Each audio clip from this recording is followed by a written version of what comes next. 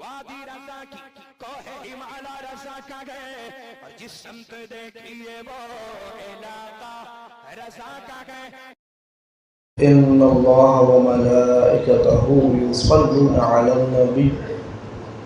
یا ایہا الذین آمنوا صلوا علیہ وسلموا تسلیما۔ اللهم صل على سيدنا ومولانا محمد وعلى نبيك الكرام وعلى آله وصحبه وسلم۔ درود شریف پڑھیے۔ جب قرآن پاک کی آیت کریمہ تلاوت کی جاتی ہے تو اس میں اللہ تبارک و تعالیٰ حکم فرما رہا ہے کہ اے ایمان والو، بے شک اللہ اور فرشتے اپنے نبی پر درود پڑھتے ہیں، تو اے ایمان والو بھی اس نبی پر درود پڑھا کرو۔ تو جب یہاں پر یہ آیت کریمہ تلاوت کی جاتی ہے تو علماء فرماتے ہیں کہ ایسے موقع پر درود شریف پڑھنا واجب ہے، اور درود شریف پڑھیے۔ اللهم صل على سيدنا ومولانا محمد وعلى نبيك الكرام وعلى آله وصحبه وبارك وسلم۔ حاضرین محترم، میں نے کسی موضوع کا انتخاب کیا نہیں تھا، اور حضرت کی تقریر کے دوران میں موجود نہیں تھا۔ اگر ان کی تقریر کے دوران میں موجود ہوتا اور کچھ باتیں مجھے اس میں سے پسند آتی تو اسی کو کچھ دیر میں آپ حضرات سے مخاطب ہو جاتا۔ مولانا شاہد صاحب نے تو جو بھی تقریر کی وہ تو میری تعریف ہی کرتے رہے گئے، تو اب میں ان کی بات کو تو آگے نہیں بڑھا سکتا ہوں کہ اپنی ہی تعریف خود کرنے لگے۔ مولانا صاحب نے جو کچھ بھی کہا وہ ان کا حسن ظن تھا۔ اللہ تعالیٰ ان کے اس حسن ظن کو دعا کی صورت میں قبول فرما لے۔ حاضرین محترم،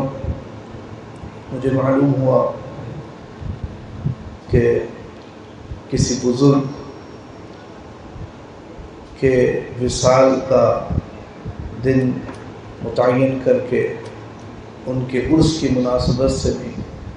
اس محفل کا انعقاد کیا گیا ہے۔ تو حاضرین محترم، بزرگوں کے ایام منانا اور ان کے وصال اور ولادت کے دن کو متعین کر کے منانا، تو یہ ہم اہل سنت و جماعت کا معمول و طریقہ چلا رہا۔ ویسے تو بزرگوں کی یاد ہر دن منائی جا سکتی ہے، لیکن ان کے ولادت اور وصال کے دن کو متعین کر کے منانا خصوصی اہمیت کا حامل ہے۔ ویسے تو 3 دن اہمیت کے ہوتے ہیں، ایک یوم الولادت، دوسرا یوم الوصال، اور تیسرا یوم البعث والنشر۔ لیکن چونکہ تیسرے دن کو ہم متعین نہیں کر سکتے، اس کا تعلق حشر سے ہے، اس لیے 2 ہی دن بہت خصوصی اہمیت کے ساتھ سیلیبریٹ کیے جاتے ہیں، منائے جاتے ہیں۔ اللہ تعالیٰ ان تینوں دنوں کو مخصوص بالذکر کر کے قرآن پاک میں فرماتا ہے وَسَلَامٌ عَلَيْهِ يَوْمَ وُلِدَ وَيَوْمَ يَمُوتُ وَيَوْمَ يُبْعَثُ حَيًّا، اور سلامتی ہے اس پر جس دن پیدا ہوا، جس دن مرے گا، اور جس دن زندہ اٹھایا جائے گا۔ اللہ تبارک و تعالیٰ نے حضرت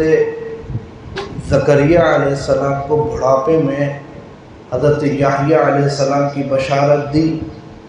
اور ساتھ فرمایا کہ ہم نے ان تینوں اندیشہ ناک دنوں میں اسے امن و سلامتی عطا فرمائی۔ اور اسی طرح اللہ تبارک و تعالی حکایتاً عن عیسیٰ علیہ السلام فرماتا ہے، حضرت عیسیٰ علیہ السلام کا قول نقل فرماتا ہے وَسَلَامٌ عَلَيَّ يَوْمَ وُلِدتُّ وَيَوْمَ أَمُوتُ وَيَوْمَ أُبْعَثُ حَيًّا، اور سلامتی ہے مجھ پر جس دن پیدا ہوا، جس دن انتقال کروں گا اور جس دن زندہ اٹھایا جاؤں گا۔ اس سے پتہ چلتا ہے حاضرین محترم کہ 3 دن خاص اہمیت کے ہوتے ہیں، ایک یوم ولادت، یوم وصال اور یوم بعث و نشر۔ اور اسی وجہ سے ہم اہل سنت اپنے بزرگوں کے ایام اور ان کے اعراس اور ان کی ولادت کے دن خاص انہی دنوں کو مخصوص کر کے مناتے ہیں، کیونکہ ان دنوں میں ان کی ارواح طیبہ کو اپنے قبور کریمہ کی طرف توجہ زیادہ ہوتی ہے۔ خود حضور سرکار اعلیٰ حضرت سے سوال ہوا کہ حضرت یہ وصال کے دن کو متعین کر کے منانے کی کوئی خاص اہمیت ہے کیا، کوئی خاص فائدہ ہے کہ بزرگوں کا دن اور بزرگوں کا عرس ان کے وصال کے دن کو متعین کر کے منایا جائے؟ تو اعلیٰ نے فرمایا ہاں، ان دنوں میں ان بزرگوں کی ارواح طیبہ کو اپنے قبور کریمہ کی طرف توجہ زیادہ ہوتی ہے، اور وہ دن جو خاص وصال شریف کا ہے فیوز و برکات لینے کے لیے زیادہ مناسب ہے۔ پھر اعلیٰ حضرت نے اس سلسلے میں 2 واقعے بھی نقل فرمائے، ان میں سے ایک واقعہ بڑا مزیدار ہے، وہ واقعہ کیا ہے، پورا لطیفہ ہے۔ حضرت اعلیٰ حضرت کے والد گرامی کے ایک تلمیذ تھے، ان کا خود آنکھوں دیکھا واقعہ ہے۔ وہ کہتے ہیں کہ بھاگلپور کے رہنے والے ایک صاحب تھے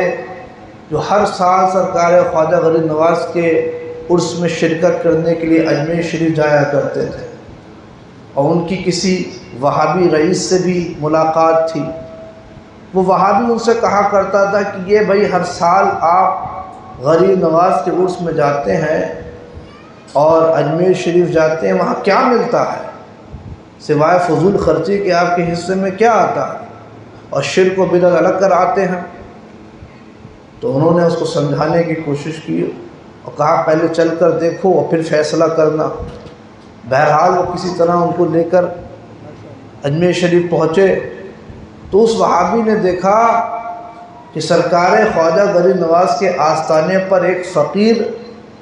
ان کے آستانے کا چکر لگاتا جاتا ہے اور یہی کہتا جاتا ہے کہ خواجہ 5 روپے چاہیے ہیں، 1 گھنٹے میں چاہیے ہیں اور ایک ہی آدمی سے چاہیے ہیں۔ اور یہ وہابی دور کھڑا یہی دیکھتا جاتا ہے اور سنتا جاتا ہے، اور دل ہی دل میں کڑتا جاتا ہے کہ یہ غیر اللہ سے مانگ کر شرک کر رہا ہے یہاں پہ۔ وہ کہتا ہے بار بار یہی چکر لگاتا ہے خواجہ کے آستانے کا، وہ کہتا ہے خواجہ 5 روپے چاہیے ہیں،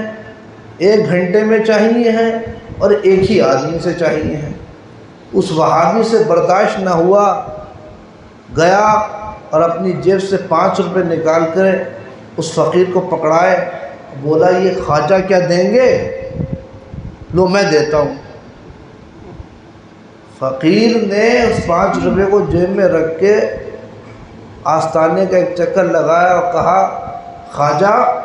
تیرے بلہاری جاؤں، دلوائے بھی تو کس خبیث منکر سے۔ سمجھ رہے ہیں؟ یعنی خواجہ تیرے قربان جاؤں، تصرف تو سارا خواجہ کا تھا کہ دلوائیں گے تو اس سے دلوائیں گے، 1 گھنٹے میں کے اندر دلوائیں گے اور ایک ہی آدمی سے دلوائیں گے 5 روپے۔ تو حاضرین محترم، بزرگوں کے آستانے سے کیا نہیں ملتا؟ اگر طلب صادق ہو تو ایسے ایسے ذریعے اور ایسے ایسے راستے سے ملتا ہے کہ عقل دنگ اور حیران رہ جاتی ہے، اور انسان سمجھتا ہے کہ یہ تو ایک اتفاق ہو گیا، لیکن اس کے پس پردہ انہی بزرگ کا تصرف شامل ہوتا ہے۔ اور یہ عقیدہ ہم سنیوں کا عقیدہ ہے کہ وہ اولیاء اکابرین اولیاء کرام وہ صاحب تصرف ہوتے ہیں۔ یہ عقیدہ ہمیں سرکار اعلیٰ حضرت نے اس کی حفاظت فرمائی ہے۔ سرکار اعلیٰ حضرت نے یہ سارے عقیدے ہمیں عطا فرمائے جو سنیت شروع سے چلی آ رہی ہے، حضور سے صحابہ، صحابہ سے تابعین، تابعین سے تبع تابعین، غوث و خواجہ سے ہوتی ہوئی جو سنیت ہم تک چلی آ رہی تھی آباء و اجداد سے متوارثاً، اس پر بیچ میں کچھ ابن تیمیہ نے اپنے زمانے پر گرد ڈالنے کی کوشش کی، ابن تیمیہ کے شاگرد ابن قیم نے گرد ڈالنے کی کوشش کی، اور اس کے بعد یہ ابن عبد الوہاب نجدی نے اسی کی کتابوں سے پڑھ کر کے گرو کیا کہتے ہیں، گل کا گڑ رہا اور چیلا شکر ہو گیا کہ مصداق، اس نے 2-4 قدم آگے بڑھ کر کے ان تمام معمولات اہل سنت کو اس کے گرو نے تو صرف حرام اور فسق کہا تھا، گناہ کہا تھا، اس نے 2-4 قدم آگے بڑھ کر اس کو شرک اور بدعت کہنا شروع کر دیا۔ اور پھر ابن عبد الوہاب سے چل کر کے یہاں ہندوستان میں اسماعیل دہلوی اور اس کے پیر احمد شہید رائے بریلوی، اور اس کے بعد یہ دیوبند والوں کے ذریعے یہاں پھیلی، ورنہ حقیقی سنیت تو پرانے بزرگوں سے ہم تک چلی آ رہی ہے۔ اعلیٰ حضرت نے اسی سنیت کی حفاظت فرمائی اور اس کی گرد کو جھاڑ دیا اور اس کے اوپر سے پردہ اٹھا دیا۔ وہ اعلیٰ حضرت تاج شریعہ کا شعر پڑھتے ہیں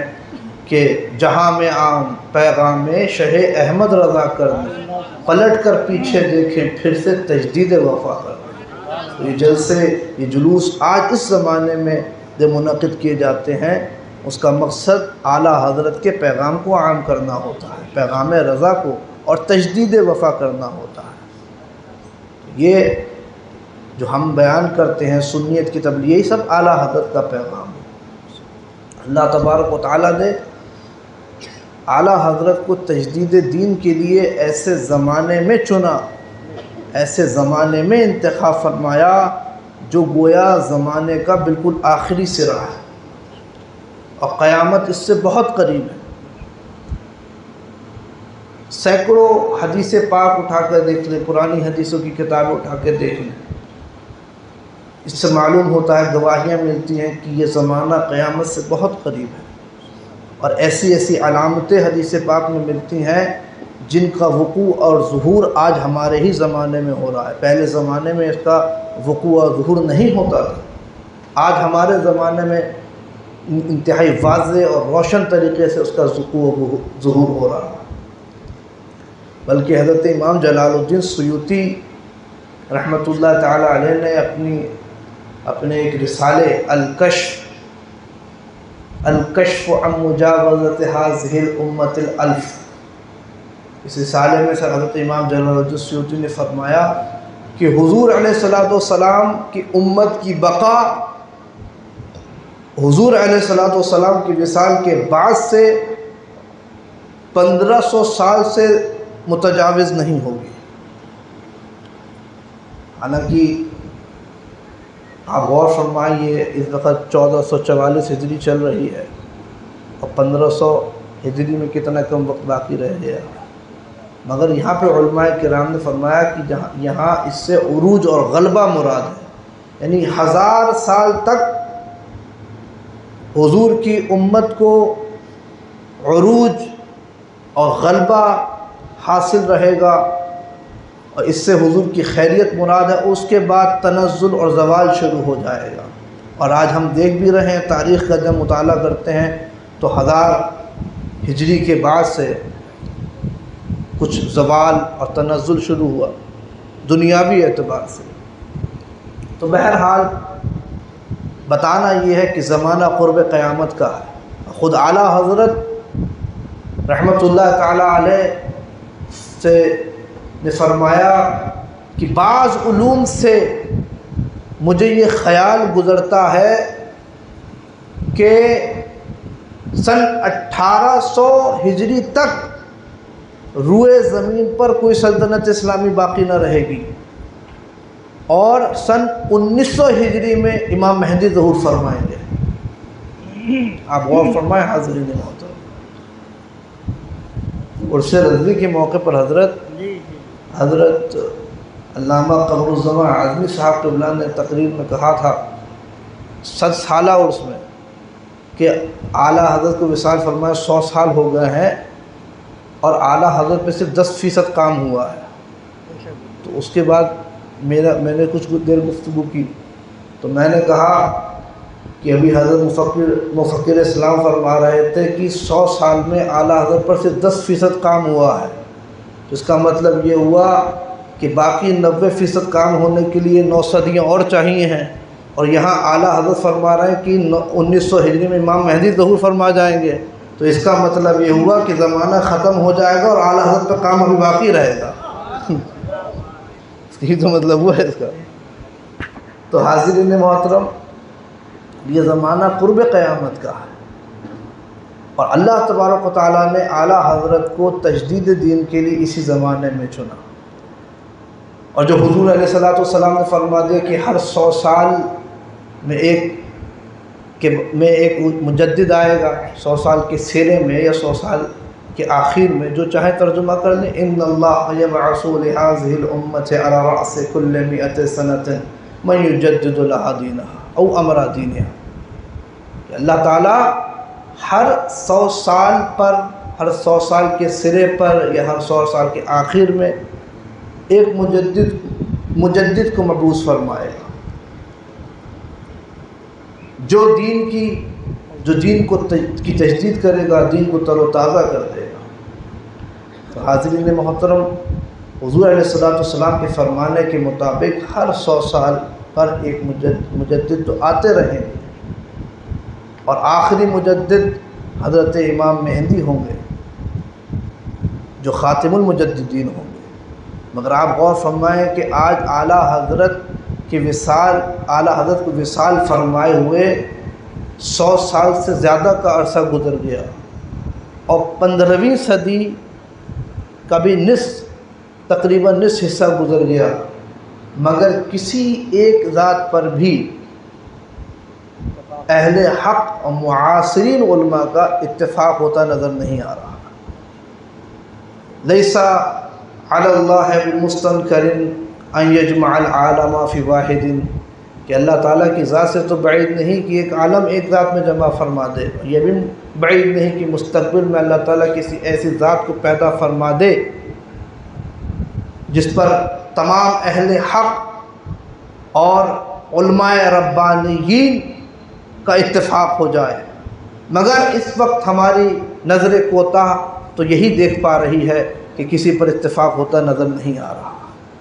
15ویں صدی کا مجدد لوگوں نے مفتی اعظم ہند کو تسلیم کیا، لیکن بعض لوگوں کو اس میں کچھ کلام ہوا،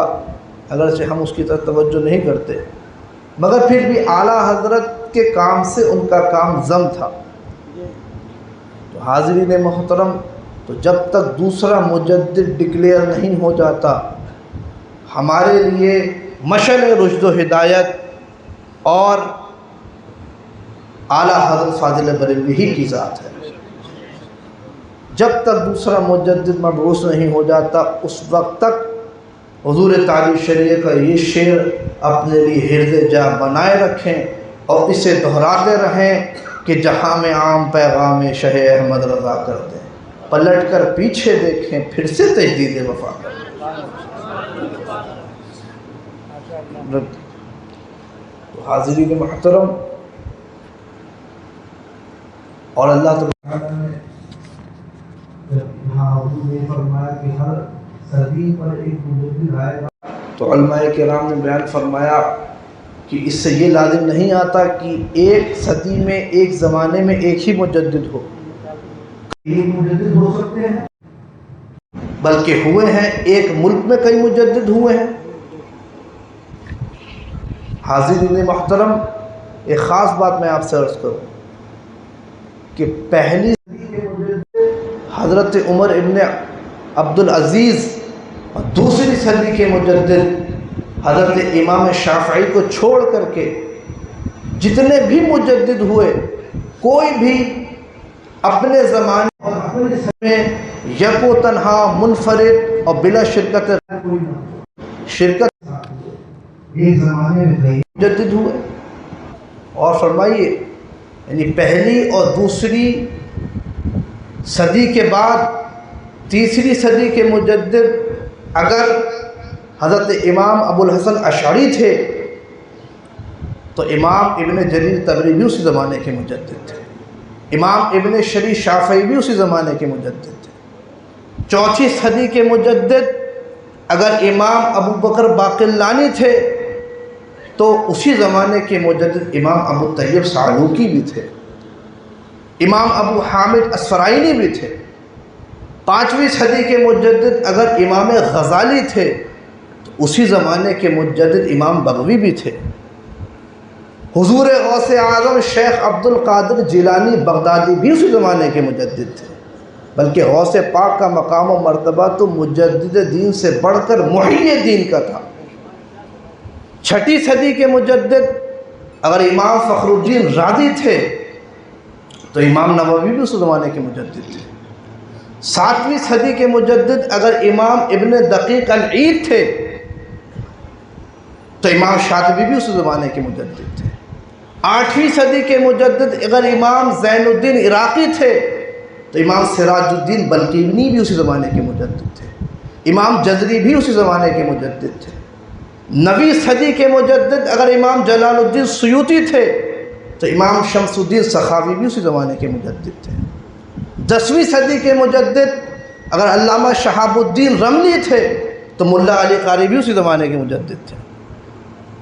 گیارہویں صدی کے مجدد اگر بالاتفاق مجدد الف ثانی شیخ احمد فاروقی سرہندی تھے تو اسی زمانے کے مجدد شیخ عبدالحق محدث دہلوی بھی تھے، حضرت میر عبد الواحد بلگرامی بھی تھے۔ 12ویں صدی کے مجدد اگر حضرت اورنگزیب عالمگیر رضی اللہ تعالیٰ عنہ تھے تو اسی زمانے کے مجدد حضرت شاہ کلیم اللہ دہلوی بھی تھے، حضرت شاہ غلام نقشبند دہلوی بھی تھے، حضرت قاضی محب اللہ بہاری بھی تھے۔ 13ویں صدی کے مجدد اگر حضرت شاہ عبدالعزیز محدث دہلوی تھے تو علامہ احمد زینی دہنان مکی بھی اسی زمانے کے مجدد تھے۔ حاضرین محترم، تیسری صدی سے لے کر 13ویں صدی تک پوری تاریخ اٹھا کر دیکھ لیں، ہر صدی اور ہر زمانے میں کئی ایک مجدد نظر آئیں گے، مگر زمانے کی گویا اس آخری سرے 14ویں صدی ہجری میں آ کر بر صغیر ہند و پاک کی پوری تاریخ اٹھا کر دیکھ لیں تو ایک امام احمد رضا کے سوا کوئی دوسرا مجدد نظر نہیں آئے گا، ایک امام احمد رضا کے سوا۔ یعنی گویا اعلیٰ حضرت امام احمد رضا فاضل بریلوی کم از کم بر صغیر ہند و پاک کے اندر 14ویں صدی ہجری میں بلا شرکت غیر مجدد اعظم تھے۔